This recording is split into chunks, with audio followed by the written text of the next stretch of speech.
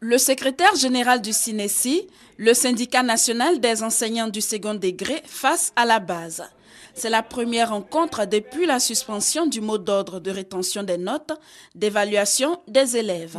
Siaka Traoré et son bureau doivent expliquer à ceux de leurs camarades qui n'approuvent pas cette décision leur motivation.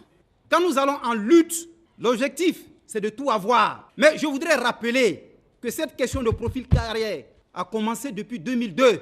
Et l'histoire de notre instrument de lutte nous enseigne que de 2002, c'est véritablement en novembre 2009 que nous avons pu avoir quelque chose. Nous avons obtenu 50%. Nous n'avons pas craché là-dessus. Nous avons pris en novembre 2009 parce que c'était un acquis.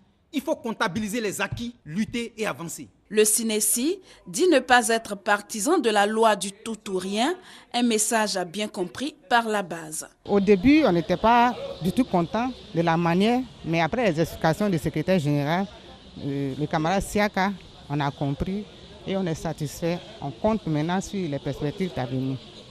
Nous avons obtenu 25%, nous sommes maintenant à 75%, il reste 25%.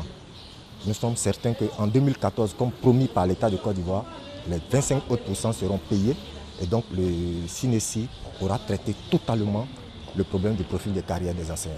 Le secrétaire général du syndicat national des enseignants du second degré a pour finir exhorté ses collègues à toujours se rappeler leur mission d'éducateur. Siaka Traoré a aussi appelé le gouvernement à respecter ses engagements, c'est-à-dire le paiement des 25% du reste des effets financiers du reclassement en mars 2013 et le reste en 2014.